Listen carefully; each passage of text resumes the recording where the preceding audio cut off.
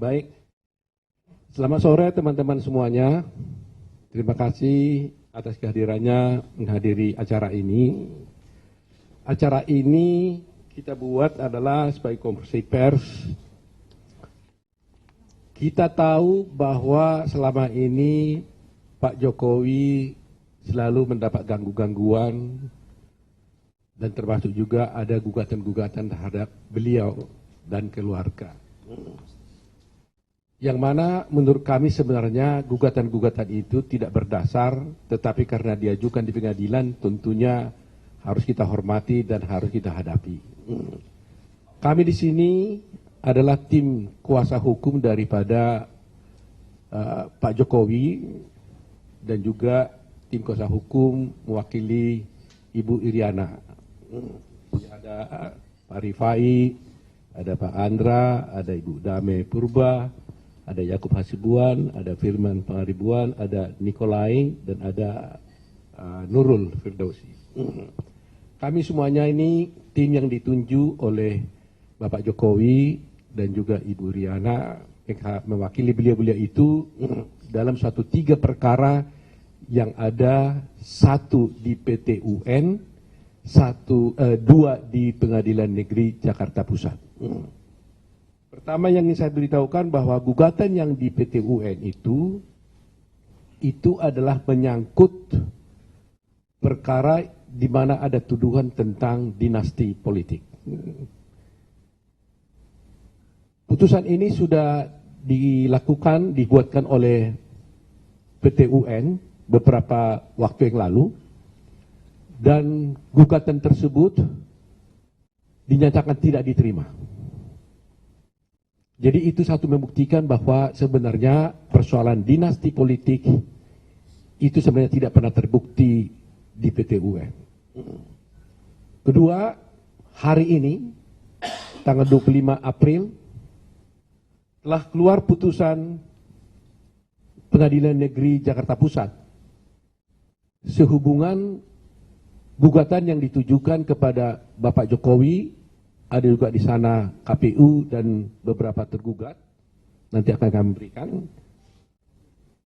Gugatan tersebut juga oleh Pengadilan Negeri Jakarta Pusat hari ini dinyatakan telah tidak diterima.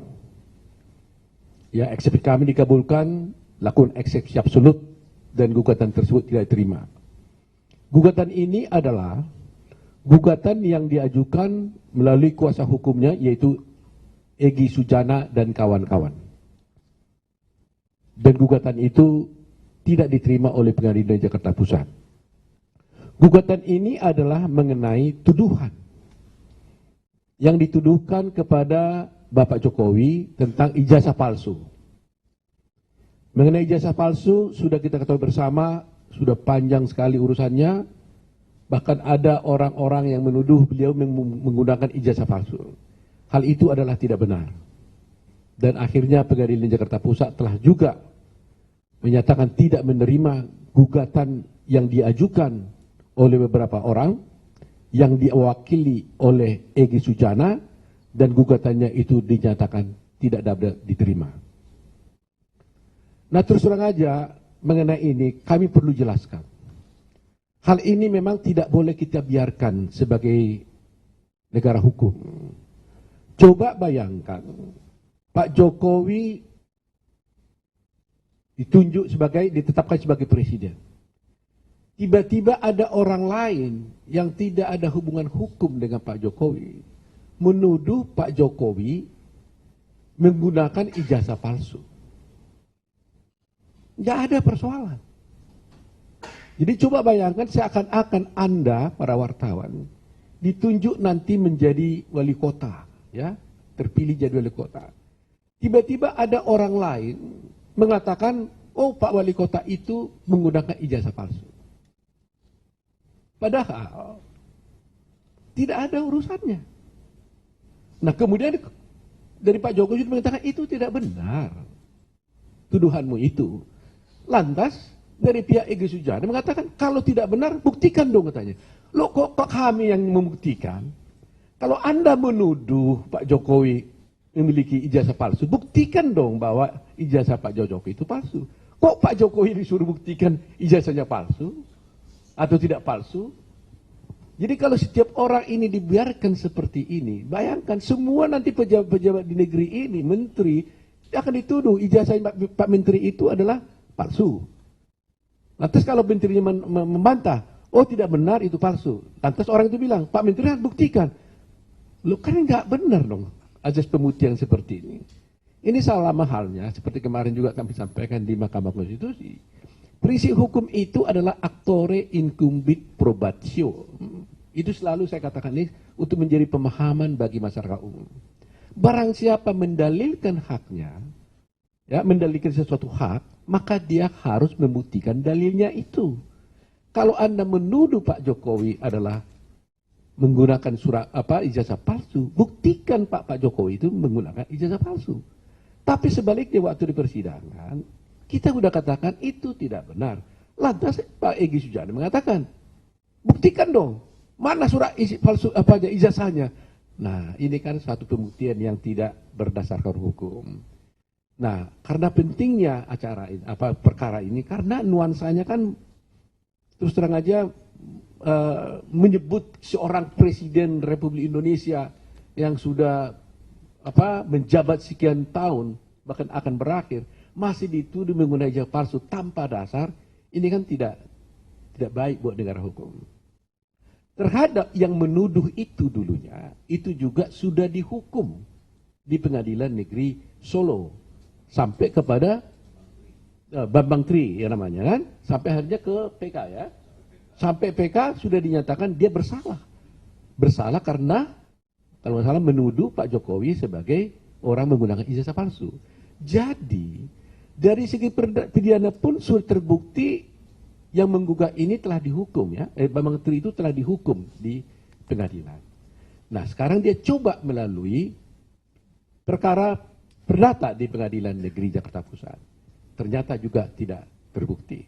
Jadi inilah mungkin yang, nah ada satu lagi perkara yang belum diputus, juga itu gangguan terhadap Pak Jokowi menurut kami. Karena gugatan itu diajukan terhadap Pak Jokowi sehubungan dengan penetapan Gibran sebagai calon presiden. Nah padahal perkara ini kan sudah diputuskan di Mahkamah Konstitusi. Nah ini mungkin dalam waktu singkat ini akan segera diputus, tapi 3 perkara ini kebetulan kami ditunjuk oleh Pak Jokowi dan Ibu Negara, Ibu Riana sebagai kuasa hukumnya. 3-tiganya kami wakili, 2 sudah diputus dan kami menang. Gugatan terhadap Pak Jokowi tidak terbukti. Tinggal 1 lagi kita menunggu putusannya. Jadi pernyataan sekali lagi adalah mengenai ijazah palsu yang dituduhkan kepada Pak Jokowi itu adalah tidak benar. Sudah diputus oleh Pengadilan Negeri Jakarta Pusat bahwa itu tidak benar. Mengenai soal dinasti politik, sudah diputus oleh Pengadilan Tata Usaha Negara dan juga itu tidak benar. Semua gugatan-gugatan tersebut telah dinyatakan tidak diterima baik oleh PT UN maupun oleh Pengadilan Negeri Jakarta Pusat.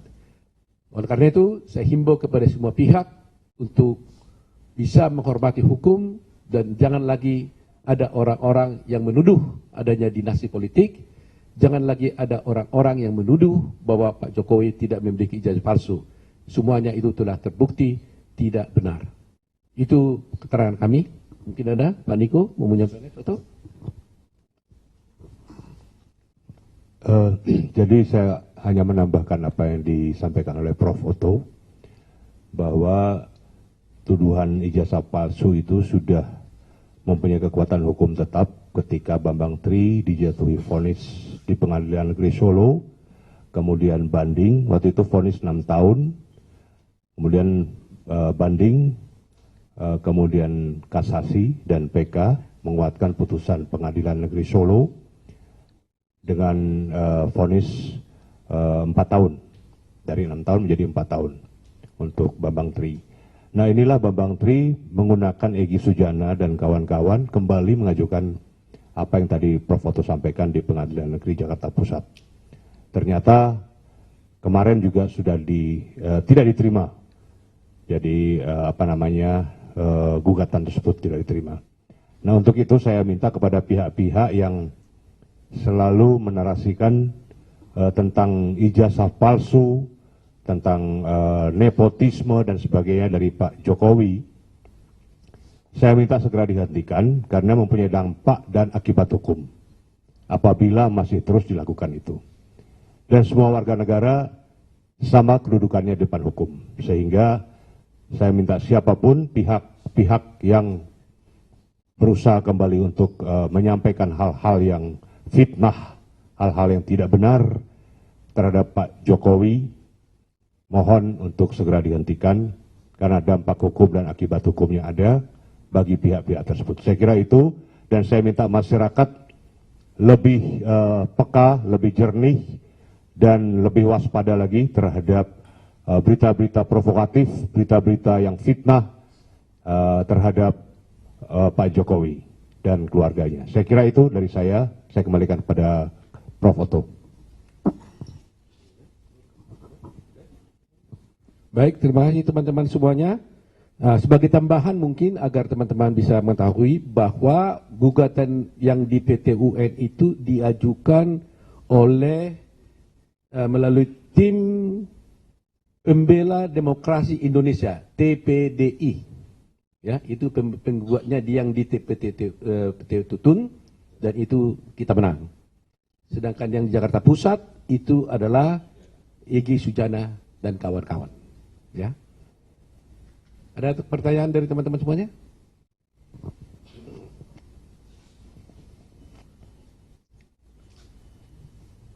Jadi sudah jelas ya, 3 perkara itu sekarang 2 sudah diputus dan sama sekali tidak ada yang bisa membuktikan tentang tuduhan-tuduhan mereka. Jadi selama ini kita bisa lihat bahwa itu hanyalah suatu narasi-narasi yang disampaikan untuk apa? Boleh dikatakan ya kami duga sebenarnya ada duga di dalam perkara pidana. Kenapa itu dinyatakan dihukum? Karena mungkin diduga untuk melakukan fitnah atau pencemaran nama baik, gitu kan? Nah, sedangkan di perkara ini karena diajukan gugatan di pengadilan, tentunya kita buktikan sebaliknya. Itu saja mungkin yang ingin saya sampaikan. Hah? Ya?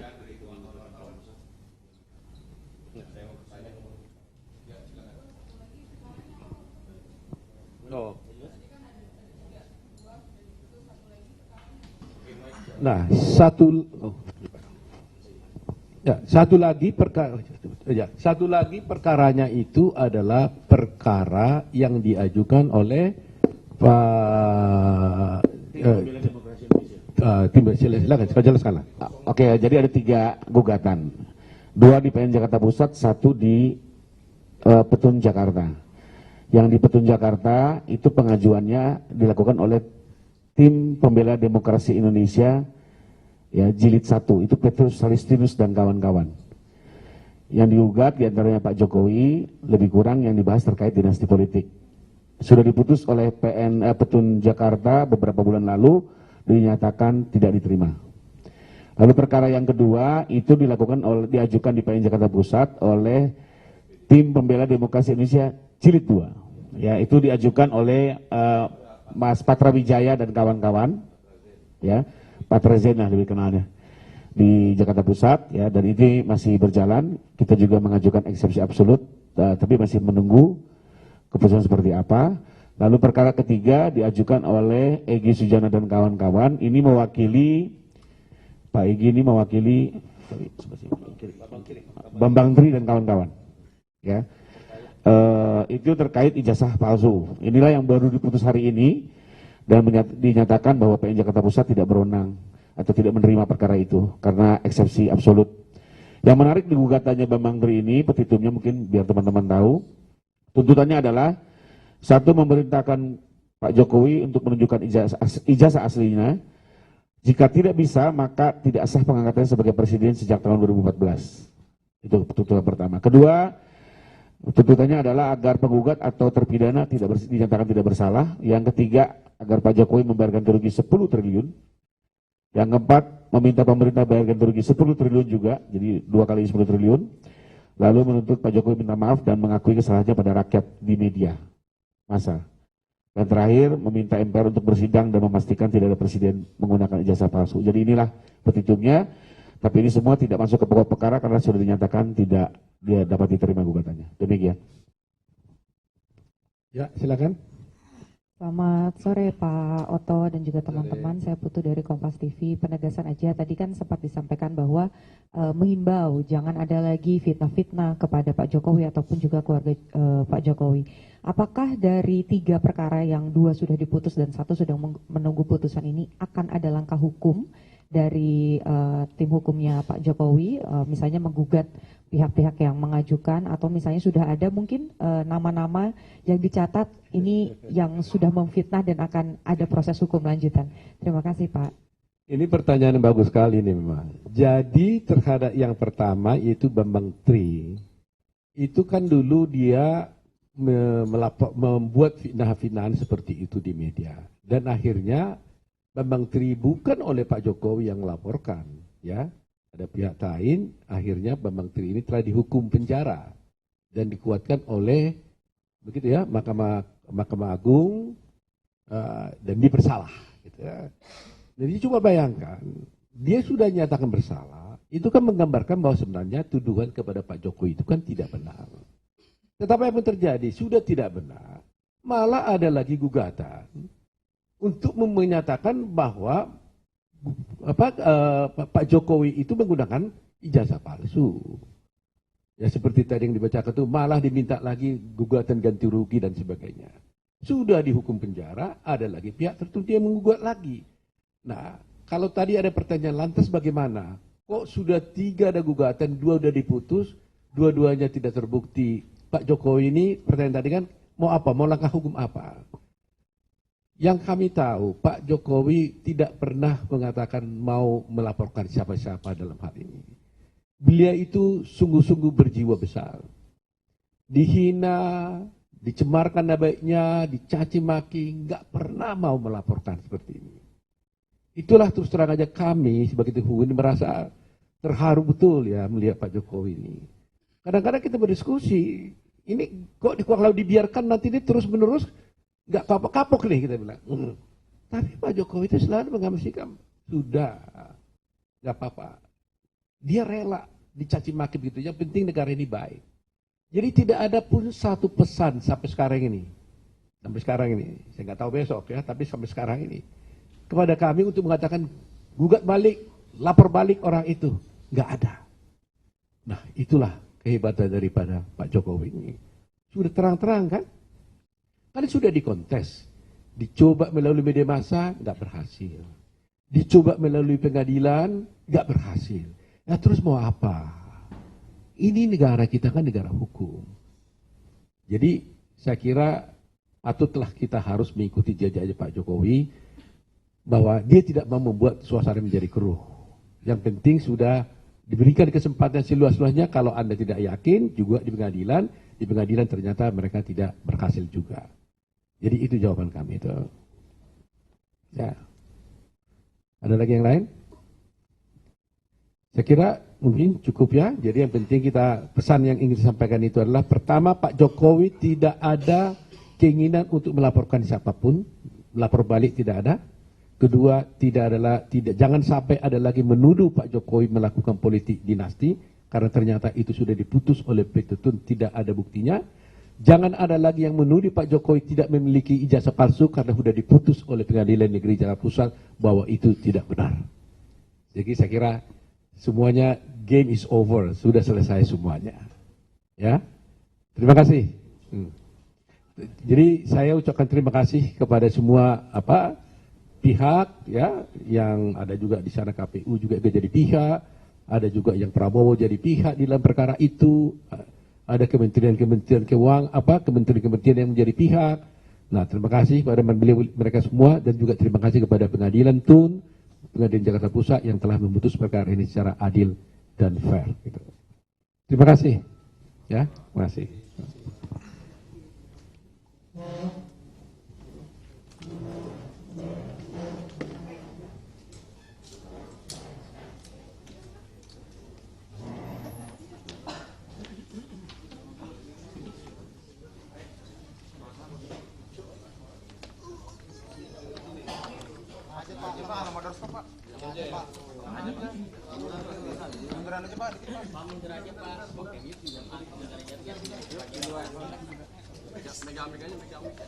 Dia pakai mic juga nggak apa-apa. Pakai mic yang tadi aja, Prof, biar audionya tetap.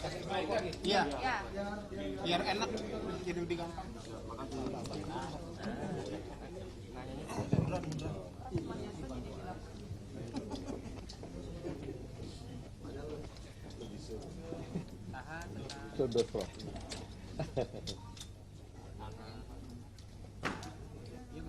Apa ini pertanyaannya nih?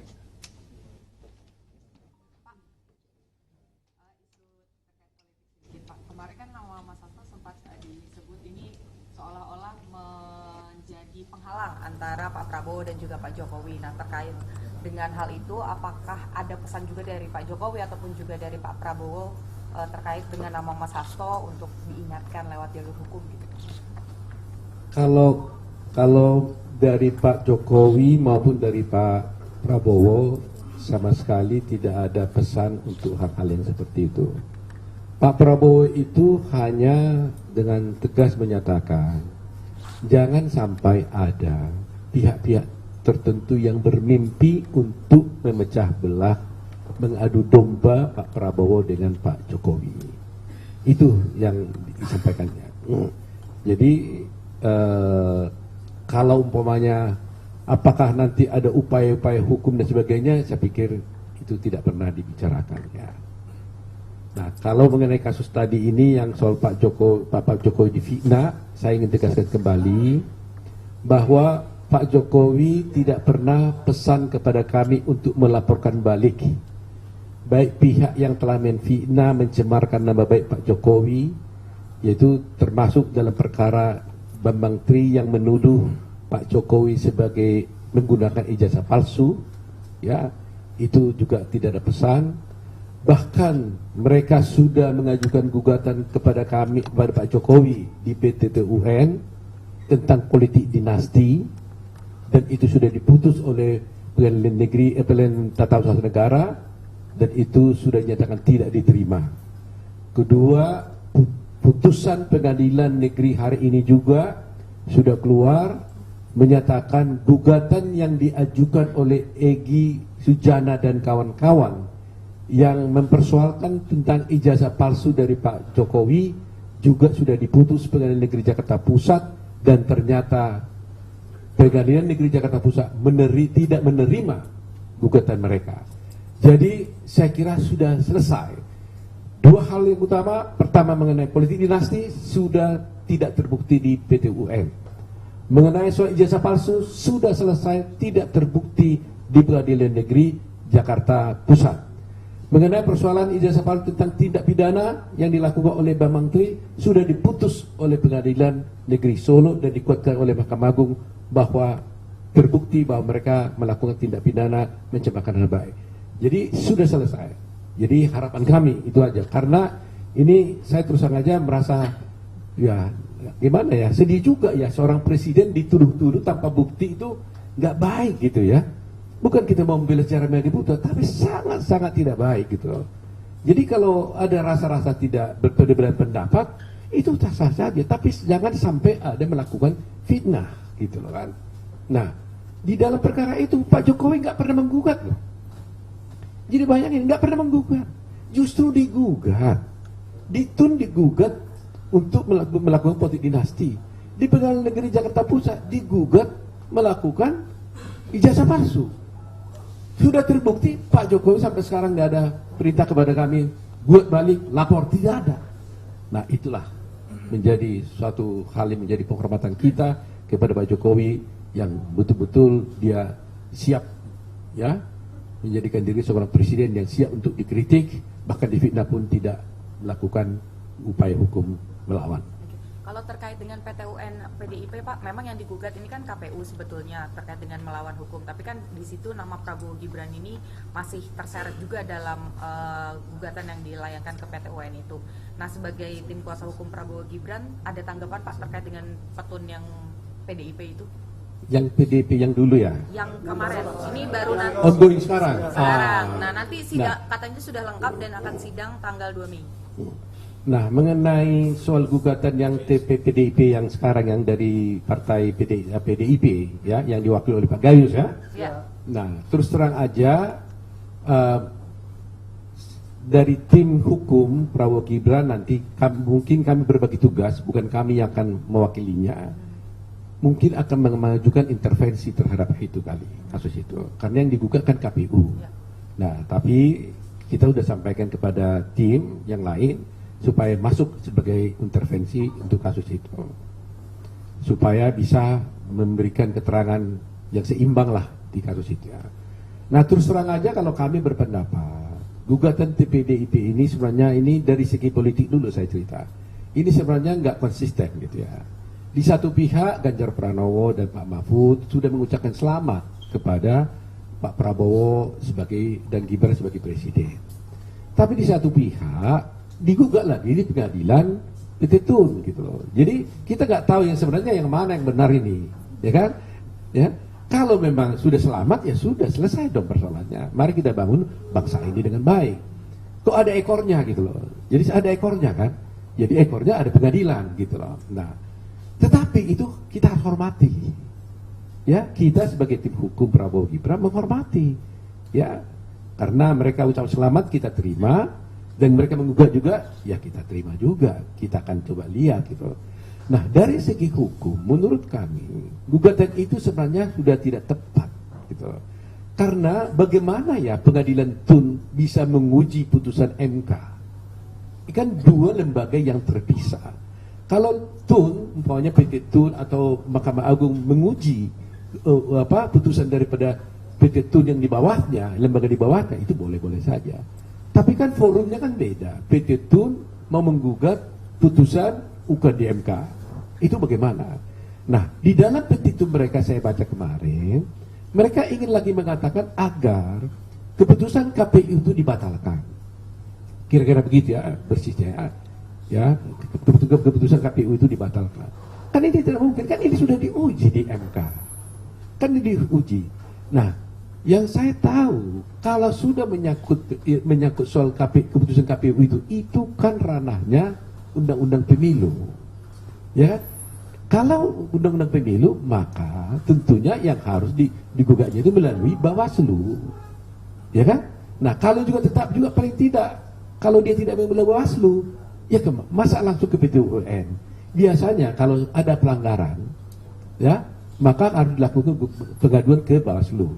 Kalau Bawaslu mereka tidak puas, bisa banding kepada TUN, Tata Usaha Negara ya, PT TUN gitu.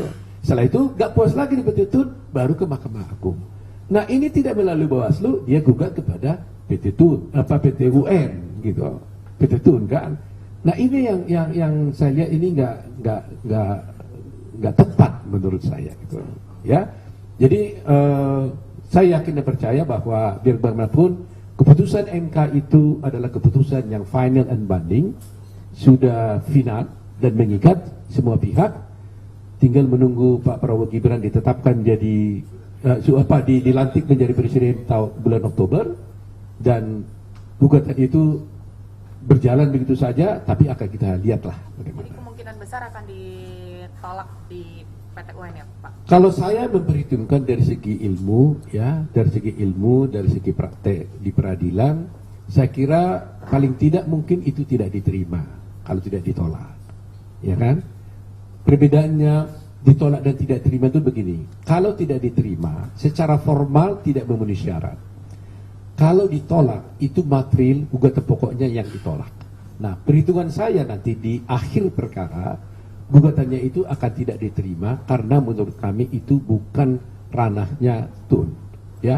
Tapi seandainya pun masuk ke pokok perkara juga tidak bisa. Karena apa? Gini ya, mereka kan mempersoalkan pelanggaran. Nah, sudah diuji oleh MK mengatakan pelanggaran itu tidak terbukti. Nah, kalau begitu semuanya kan nggak habis-habis dong. Sudah diuji di Mahkamah Konstitusi pelanggarannya tidak terbukti, mau diuji lagi di PT UN bahwa pelanggarannya mau terbukti.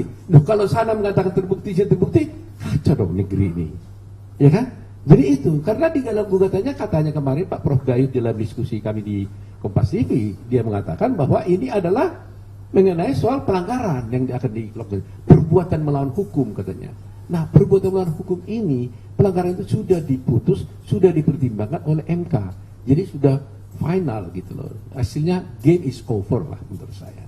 Gitu ya. Ya, terima kasih ya. Terima kasih ya.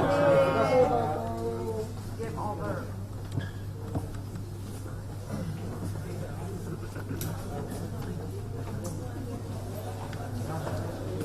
Iya, terakhir